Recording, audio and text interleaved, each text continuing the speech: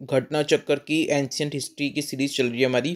तो stone age हमारा ख़त्म हो गया था, अब हम आज से इंडस वैली सिविलाइजेशन स्टार्ट कर रहे हैं। तो इंडस वैली सिविलाइजेशन का ये क्वेश्चन नंबर 1 है घटना चक्कर का। Human society is unique because it depends mainly on. तो देखो ह्यूमन सोसाइटी किस पे डिपेंड करती है आपको पता है? तो ह्यूमन सोसाइटी इकोनॉमी पे डिपेंड करती है। तो आपको याद रखना है सीधा सीधा इसका आंसर कि अगर मैं पूछूं आपसे जो सोसाइटी है, ऑब्वियसली सोसाइटी हम किसकी बात कर रहे हैं? ह्यूमन बींग्स की सोसाइटी है। तो जो सोसाइटी है वो किस चीज़ पे डिपेंड करती है? कल्चर पे, रिलीजन पे, साइंस पे या इकोनॉमी पे?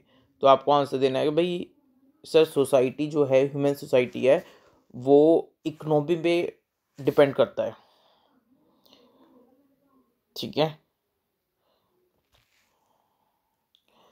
तो जैसे ही इकोनॉमी चेंज होगी ह्यूमन सोसाइटी भी चेंज हो जाएगी। तो हमारी जो ह्यूमन सोसाइटी है वो किस पे डिपेंड है? इकोनॉमी पे। जैसी इकोनॉमी होगी वैसे उसके अकॉर्डिंग ह्यूमन सोसाइटी होगी। जैसे इकोनॉमी चेंज होगी ह्यूमन सोसाइटी भी चेंज हो जाएगी। ठीक है, इसमें तो कुछ समझाने वाला है नहीं। आगे, which of the following is related to Harappa civilization? अब आपको बताता हूँ, जो इंडस वैली सिविलाइजेशन था उसी इंडस वैली सिविलाइजेशन को हम हड़प्पा सिविलाइजेशन बोलते हैं, क्योंकि इंडस वैली सिविलाइजेशन में हड़प्पा एक साइट थी बहुत बड़ी, और इतनी इंपॉर्टेंट साइट है हड़प्पा कि इंडस वैली सिविलाइजेशन को हम हड़प्पन सिविलाइजेशन भी कहने लग गए। तो हड़प्पन सिविलाइजेशन को हम क्या बोलते हैं? इंडस वैली सिविलाइजेशन बोलते हैं। ठीक है, तो ये क्वेश्चन नंबर 2 था। और क्वेश्चन नंबर 3 पे आ जाओ। क्वेश्चन नंबर 3 पे आ जाओ। क्वेश्चन नंबर 3, ये साफ नहीं दिख रहा क्वेश्चन नंबर 3, फिर भी देखो मैं कोशिश करता हूँ, फोटो साफ नहीं आई। Indus valley civilisation existed in, अब बताओ इंडस वैली सिविलाइजेशन कब आई थी? तो मैंने आपको बताया था कि देखो ये थोड़ा सा साफ नहीं आया यार, लेकिन आगे वीडियो क्लियर है। तो ये मत सोचना कि अगर ये वाला साफ नहीं आ रहा तो आगे का वीडियो भी साफ नहीं होगा। ये यार बाई चांस की बात है, ये क्लियर नहीं आया। तो देखो अब ये क्वेश्चन क्या पूछ रहा है, जो इंडस वैली सिविलाइजेशन है वो कब एग्जिस्ट करती थी? तो मैंने आपको बताया था इंडस वैली हमारे पास एक तो थी प्री हिस्ट्री। प्री हिस्ट्री का मतलब होता है जहाँ पे हमने रिटर्न एविडेंस कुछ नहीं मिले। प्रोटो हिस्टोरी जहाँ पे हमें रिटर्न एविडेंस मिले हैं बट हम उसको पढ़ नहीं पाए, और हिस्ट्री जहाँ पे रिटर्न एविडेंस मिल गए हैं और हमने उसको पढ़ भी लिया है। तो जो इंडस वैली सिविलाइजेशन है ये प्रोटो हिस्टोरिक पीरियड में है। प्रोटो हिस्टोरिक पीरियड मतलब इंडस वैली सिविलाइजेशन में हमें रिटर्न एविडेंस मिल गए थे लेकिन हम उनको डेसिफर नहीं कर पाए, पढ़ नहीं पाए। तो हमें जो रिटर्न एविडेंस है उनसे तो कुछ पता नहीं लगा। तो जो आर्कियोलॉजिकल चीज़ें मिली हैं हमें, थिंग्स मिली हैं, उनसे ही पता लगा है। ठीक है, तो प्रोटो हिस्टोरिक पीरियड में पड़ता है इंडस वैली सिविलाइजेशन। आगे next, fourth question, Indus valley civilization was non Aryan because. अब देखो जब आगे जाके मैं आपको एक कॉन्सेप्ट बताऊंगा आर्यंस का, तो जो आर्यंस थे ना वो आर्यन अपने आप को बताते थे कि हम सुपीरियर पीपल हैं, लेकिन उन्होंने रूरल गांव में रहना शुरू किया था। तो आर्यंस ने कहाँ पे रहना शुरू किया था? रूरल एरिया में। तो लेकिन इंडस वैली सिविलाइजेशन क्या थी? इंडस वैली सिविलाइजेशन थी अर्बन सिविलाइजेशन, यानी एकदम जैसे शहर होता है बिल्कुल साफ सुथरा डेवलप्ड, ऐसे इंडस वैली सिविलाइजेशन गांव की तरह नहीं थी। यहाँ पे पूरा अर्बनाइजेशन था, अर्बन सिविलाइजेशन थी। तो क्योंकि यहाँ पे अर्बन सिविलाइजेशन थी और आर्यन कहाँ पे थे? आर्यन थे रूरल एरिया में, इसलिए हम बोलते हैं जो इंडस वैली सिविलाइजेशन है वो क्या थी? नॉन आर्यन थी, because Indus valley civilization was urban civilization. Next question पे आ जाओ। The important reason to keep Indus valley civilization before Aryan civilization. अब वो कहता है कि भाई बताओ जो इंडस वैली सिविलाइजेशन है वो पहले है और आर्यन सिविलाइजेशन बाद में है, ऐसा हमें किस चीज़ से पता लगता है? तो जो पोट्री मिली है हमें, जो मिट्टी के बर्तन मिले हैं, तो वो मिट्टी के बर्तन जो हमें इंडस वैली सिविलाइजेशन मिले हैं वो पुरानी एज के हैं, और आर्यन सिविलाइजेशन जो मिले हैं वो पोट्री के बर्तन वो थोड़े कम पुराने हैं। तो यानी जो पोट्री इंडस वैली सिविलाइजेशन में मिली है वो पुरानी एज की हैं, और आर्यन सिविलाइजेशन की जो पोट्री मिली है वो बाद की एज के हैं। इसका मतलब पता लगता है कि इंडस वैली सिविलाइजेशन पहले एग्जिस्ट करता था और आर्यन सिविलाइजेशन बाद में एग्जिस्ट करता था। तो due to potteries we can say कि इंडस वैली सिविलाइजेशन पहले एग्जिस्ट करती थी बिफोर आर्यन सिविलाइजेशन। ठीक है, नाउ नेक्स्ट 6th क्वेश्चन पे आ जाओ। The Indus valley culture was different from वैदिक सिविलाइजेशन बिकॉज, अब देखो जो वैदिक सिविलाइजेशन है ना, इसी में आर्यंस आए थे। तो वैदिक जो सिविलाइजेशन है इसमें वेद वगैरह जो 4 वेद हैं वो आ गए थे, आर्यंस आ गए थे। तो ये कह रहा है कि जो इंडस वैली सिविलाइजेशन है वो वैदिक सिविलाइजेशन से डिफरेंट है। क्यों?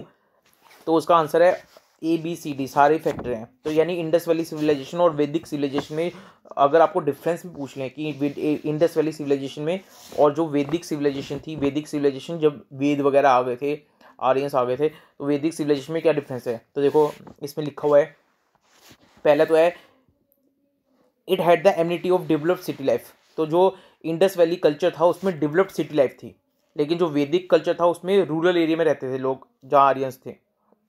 इंडस वैली सिविलाइजेशन में पिक्टोग्राफिक स्क्रिप्ट है।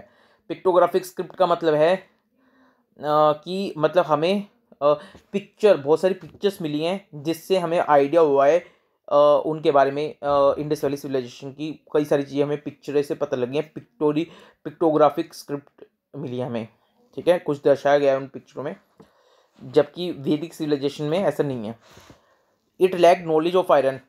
अब वैदिक इंडस वैली सिविलाइजेशन में आयरन की नॉलेज नहीं थी, लेकिन वैदिक कल्चर में आयरन को इन्वेंट कर लिया था और आयरन यूज़ होने लग गया था, ठीक है। तो याद रखना है इंडस वैली सिविलाइजेशन में आयरन नहीं आया था, आयरन वैदिक सिविलाइजेशन में आया। इंडस वैली सिविलाइजेशन में कुछ पिक्टोग्राफिक स्क्रिप्ट मिली है हमें, जिसमें कुछ पिक्चर बना के समझाया हुआ है। वैदिक सिविलाइजेशन में ऐसा कुछ नहीं है। और इंडस वैली सिविलाइजेशन में डेवलप्ड सिटी लाइफ थी, अर्बन, सब अर्बन था। वैदिक सिविलाइजेशन में रूरल एरिया में रहते थे लोग, ठीक है। अब नेक्स्ट पे आ जाओ, 7th क्वेश्चन पे आ जाओ। The source of knowledge about Harappan culture is. अब हड़प्पन कल्चर के बारे में आपको कैसे पता लगता है? तो हड़प्पन कल्चर के बारे में, क्योंकि हड़प्पन कल्चर जो है वो प्रोटो हिस्टोरिक पीरियड में आया था। तो हड़प्पन कल्चर में हमें रिटर्न एविडेंस मिले हैं और आर्कियोलॉजिकल कलेक्शन मिले हैं, लेकिन जो रिटर्न एविडेंस हैं उसको हम पढ़ नहीं पाए हैं। तो जो आर्कियोलॉजिकल कलेक्शन थिंग हमें मिली हैं, सिर्फ हमें उन्हीं से बारे में, हड़प्पन सिविलाइजेशन के बारे में जो पता लगा वो पता लगा, क्योंकि रिटर्न एविडेंस तो हम डेसिफर कर नहीं पाए हैं। तो हड़प्पन कल्चर का जो नॉलेज का सोर्स है वो क्या है? रिटर्न एविडेंस तो नहीं है, तो क्या है? आर्कियोलॉजिकल एक्सकेवेशन है, ठीक है। क्वेश्चन नंबर 8 पे आ जाओ। Which of the following throw light on Harappan culture. तो हड़प्पन कल्चर के बारे में किससे पता लगा हमें? वही आर्कियोलॉजिकल एक्सकेवेशन से, ठीक है। The main source of knowledge about the inhabitants of Indus valley civilization is the discovery of seals. देखो जो इंडस वैली सिविलाइजेशन है, जैसे हड़प्पन सिविलाइजेशन है, तो इंडस वैली सिविलाइजेशन में या हड़प्पन सिविलाइजेशन में जो वहाँ के लोग थे उनके बारे में हमें किस चीज़ से पता लगा है? इन चारों में से, ठीक है, इन चारों में से। तो हमें जो हड़प्पन सिविलाइजेशन से यानी इंडस वैली सिविलाइजेशन से बहुत सारी सील्स मिली हैं, तरह तरह की सील्स मिली हैं। तो जो सील है एक मेजर सोर्स है नॉलेज का। तो इसने ये पूछा है कि मेन सोर्स क्या है नॉलेज का? मेन सोर्स तो यानी हमें तो वैसे तो हमें वेपन्स मिले हैं, लेकिन ऐसा नहीं है। वो पूछ रहा है मेन सोर्स ऑफ नॉलेज क्या है, मेन सोर्स ऑफ नॉलेज पूछ रहा है, ठीक है। मेन सोर्स ऑफ नॉलेज क्या है?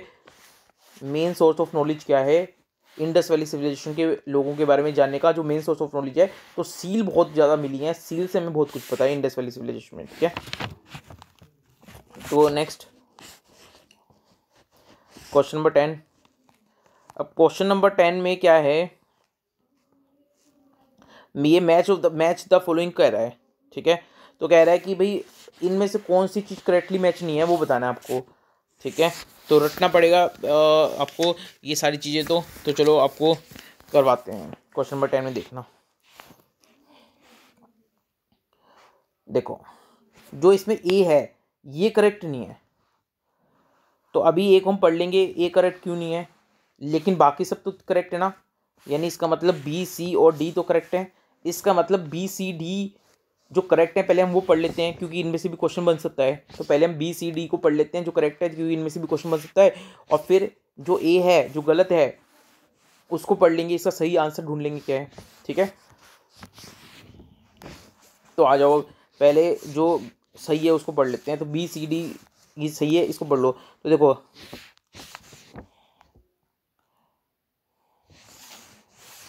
जो EJ मैके था, एक इंसान था, उसका नाम था E.J.H, EJ मैके, इसने क्या बोला था, इसने बोला था जो इंडस वैली सिविलाइजेशन के लोग हैं वो सुमेर से आए हैं।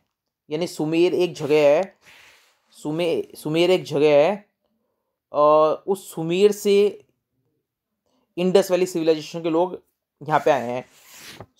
ठीक है, ये सुमेर एक जगह है, सुमेर का मतलब है साउथ मेसोपोटामिया। ठीक है, सुमेर कहाँ पे है, साउथ मेसोपोटामिया, मेसोपोटामिया। तो साउथ मेसोपोटामिया में एक जगह है सुमेर। तो EJH मैके ने क्या कहा था कि जो हड़प्पन सिविलाइजेशन के लोग हैं वो कहाँ से आए हैं, वो आए हैं सुमेर से, साउथ मेसोपोटामिया से। मोर टाइम व्हीलर ने क्या कहा है, मोर टाइम व्हीलर ने क्या कहा है इंडस वैली सिविलाइजेशन के लोगों के बारे में। तो मोर टाइम व्हीलर ने कहा है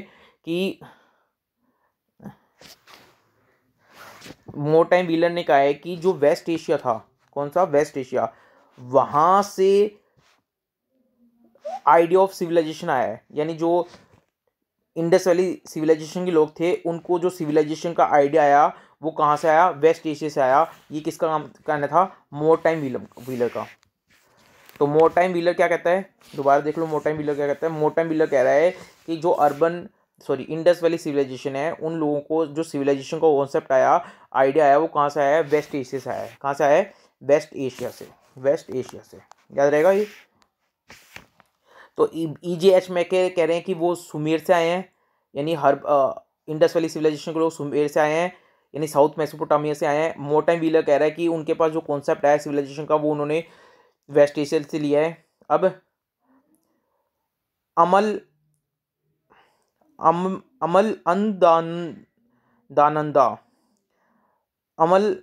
अमालंदंदा, ये बड़ा अजीब सा नाम है। ये देखो ये है घोष, मिस्टर घोष, अमल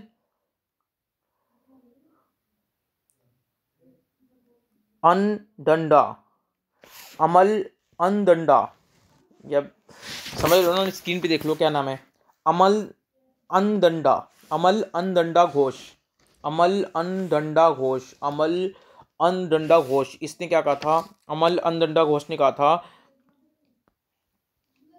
कि जो प्री हड़प्पन कल्चर है it matured to make Harappan civilization. ये कह रहा है कि जो हड़प्पन कल्चर से पहले जो लोग थे वो मैच्योर हो गए, और मैच्योर होके वो लोगों ने सब कुछ डेवलप कर लिया, and it results into Harappan civilization. यानी जो हड़प्पन कल्चर से पहले के लोग थे वो मैच्योर हो गए और उन्होंने हड़प्पन सिविलाइजेशन एस्टेब्लिश कर लिया। ये कौन कह रहा है, मिस्टर घोष कह रहे हैं, अमल अनदंडा घोष ये कह रहे हैं। ठीक है, अब आ जाओ मिस्टर रफ़ीक मुगल क्या कह रहे हैं। मिस्टर रफ़ीक मुगल, तो इन्होंने जो करेक्ट बात कही है वो बता देता हूँ। उन्होंने ही सेड कि जो हड़प्पन सिविलाइजेशन है it is occur in the region of Ravi river at Harappa. तो एम रफ़ीक मुगल क्या कह रहे हैं, वो कह रहे हैं कि हड़प्पा के पास जो रावी रिवर है उस रावी रिवर में इंडस वैली सिविलाइजेशन ऑकर हुई थी। तो एम रफ़ीक मुगल ने कहा था कि हड़प्पा के पास रावी रिवर पे हड़प्पन सिविलाइजेशन ऑकर हुई थी। ठीक है, तो ये 10th में आपने चारों फिलोसोफर के सुन लिए कि किसने क्या बात कही है। नाउ 11th पे आ जाओ। The earliest evidence of silver in India is found in the, तो अर्लीस्ट एविडेंस सिल्वर का कहाँ पाया गया है, तो earliest evidence of silver in India पाया गया है हड़प्पन कल्चर। याद रखना भाई, अगर पूछ लूँ मैं कि जो सिल्वर है उसका अर्लीस्ट एविडेंस बताओ कौन से कल्चर में पाया गया है, तो याद रखना इंडस वैली सिविलाइजेशन यानी हड़प्पन कल्चर वो जगह है जहाँ पे हमें अर्लीस्ट एविडेंस मिले हैं, गोल्ड के तो नहीं लेकिन किसके, सिल्वर के। तो सिल्वर के अर्लीस्ट एविडेंस हमें हड़प्पन कल्चर से मिले हैं। ठीक है, earliest evidence of animal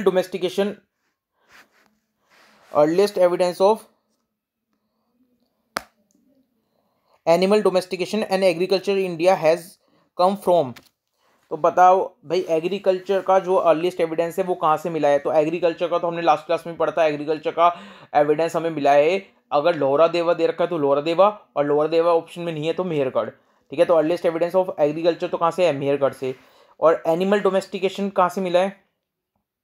तो एनिमल डोमेस्टिकेशन भी मेहरगढ़ से मिलता है, ठीक है, मेहरगढ़ से, ठीक है।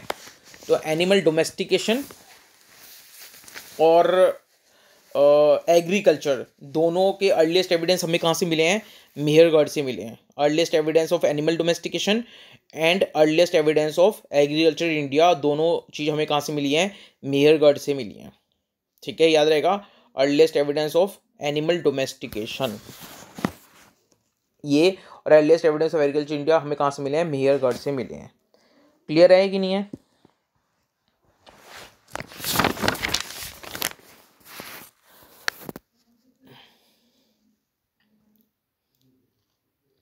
नाउ नेक्स्ट क्वेश्चन पे आ जाते हैं। एक सेकेंड। हाँ जी, तो earliest evidence of animal domestication हमें कहाँ से मिला है? मेहरगढ़ से। और earliest evidence of agriculture India हमें कहाँ से मिला है? मेहरगढ़ से मिला है, ठीक है, दोनों याद रखना है। यहाँ तो कोई डाउट है तो बताओ। नहीं है ना? नहीं है। चलो 12th के बाद आप नेक्स्ट पेज पे चलते हैं, क्वेश्चन नंबर 13 पे। क्वेश्चन नंबर 13 पे आ जाओ। Which colour was commonly used in Harappan pottery? अब हड़प्पन पोट्री में कौन सा कलर यूज होता था? तो बहुत सारी अलग अलग कल्चर के अलग अलग पोट्री बनी है, मिट्टी के बर्तन बने हैं। तो आपसे पूछा है कि जो हड़प्पन कल्चर में पोट्री बनती थी उसमें मोस्टली कौन सा कलर यूज होता था? तो रेड कलर यूज होता था हड़प्पन कल्चर में पोट्री के ऊपर। The beginning of idol worship is considered to be in pre Aryan. तो कह रहा है कि जो मूर्ति की पूजा होने लगी वो कौन से पीरियड में होने लगी? तो जो आर्यन पीरियड आया था, यानी जो वैदिक पीरियड आया था, आर्यन पीरियड आया था, उस आर्यन पीरियड से जस्ट पहले जो प्री आर्यन पीरियड था उसको हम बोलते हैं आइडल वर्शिप। अब आपको बता देता हूँ, देखो, अब जो वैदिक पीरियड है, अब इसमें यहाँ पे आयरन, एक मिनट, देखो, जो वैदिक पीरियड है, ये इसी वैदिक पीरियड में क्या थे? आर्यन आए थे। तो जो आर्यन है और वैदिक पीरियड है वो तो एक ही है, ठीक है। तो इस पीरियड से वैदिक पीरियड से पहले बोल लो या आर्यन पीरियड से पहले बोल लो, तो आर्यन पीरियड से जस्ट पहले क्या हो गया था? आइडल वर्शिप शुरू होना हो गया था। तो वैदिक पीरियड आने के से पहले, यानी प्री आर्यन पीरियड में, प्री वैदिक पीरियड में आइडल वर्शिप होना शुरू हो गया था, मूर्ति की पूजा शुरू हो गई थी, ठीक है। उसके बाद और आइडल प्री आर्यन पीरियड कौन सा था? तो आपको पता है आर्यन आए थे वैदिक पीरियड में, और आर्यन से पहले कौन सा था? इंडस वैली सिविलाइजेशन चल रही थी, ठीक है। और इंडस वैली सिविलाइजेशन में यानी आइडल वर्शिप शुरू हो गई थी, यानी इसका मतलब सीधा सीधा अगर बोलूँ तो इंडस वैली सिविलाइजेशन में आइडल वर्शिप शुरू हो गई थी। यानी इंडस वैली सिविलाइजेशन कौन है? प्री आर्यन पीरियड की ही साइट है, ठीक है, प्री वैदिक।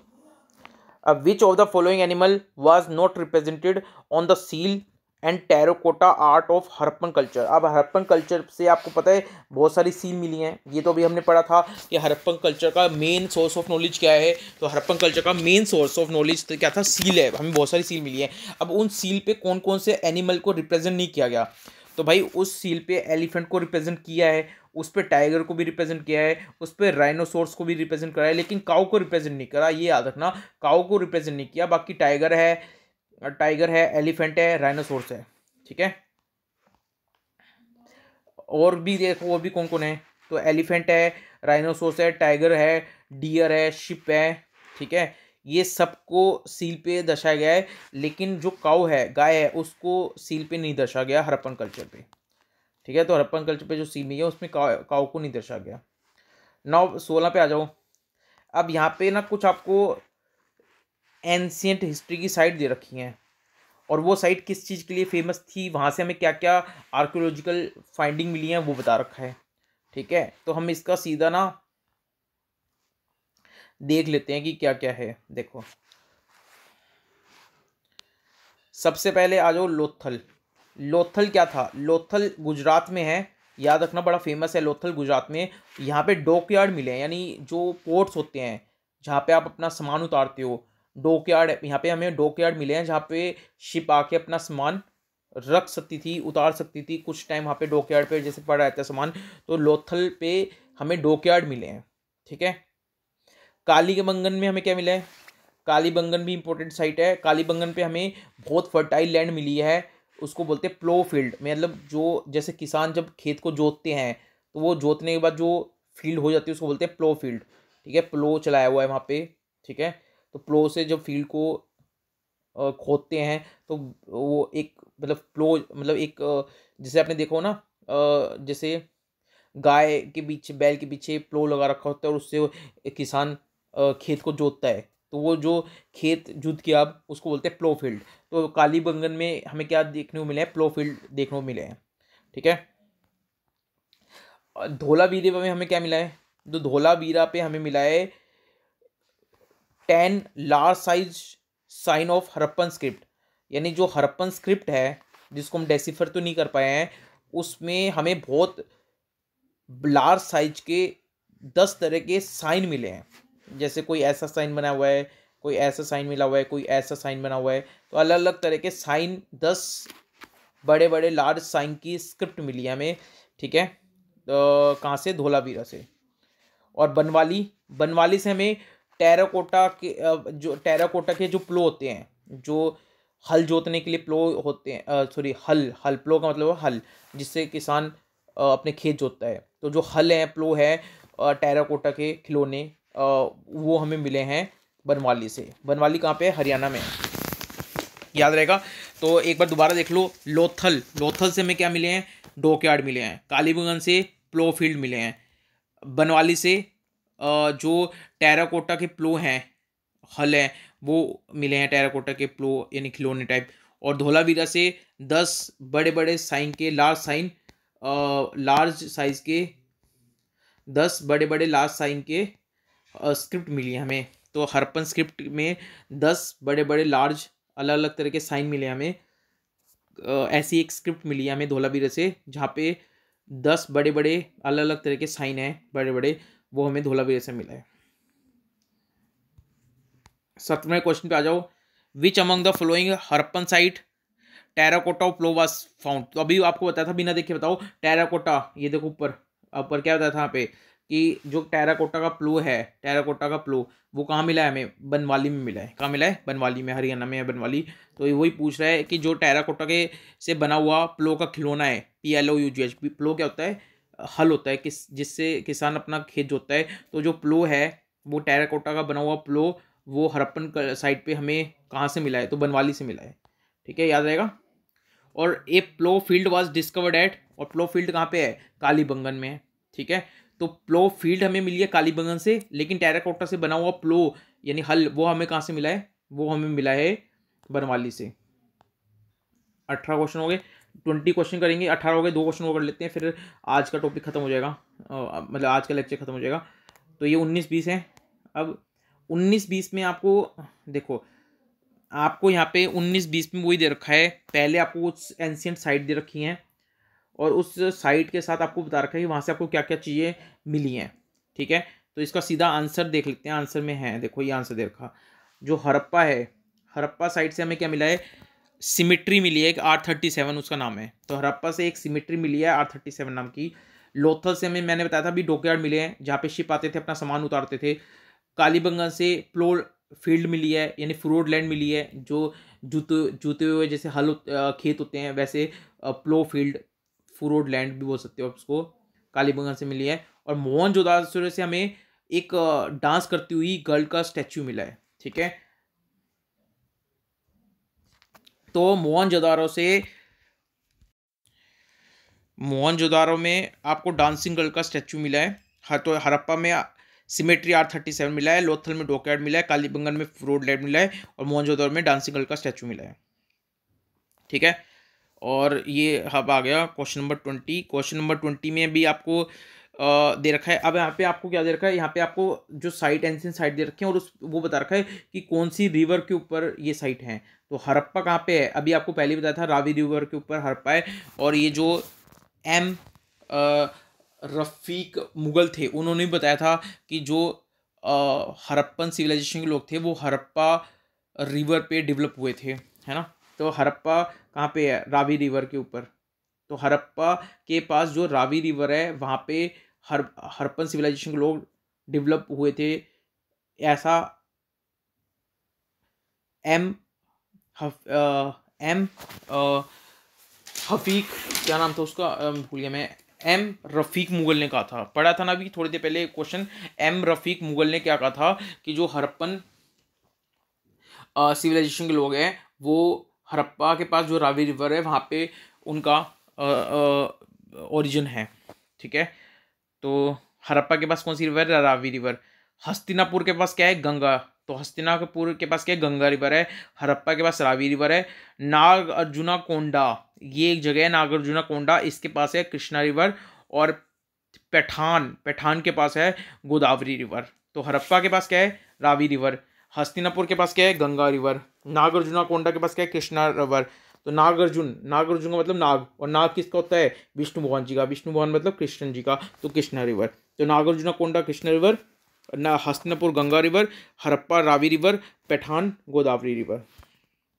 Thank you so much. Next video मिलते हैं, अगले क्वेश्चन नंबर 21 से करेंगे नेक्स्ट वीडियो में। Thank you so much, bye, take care.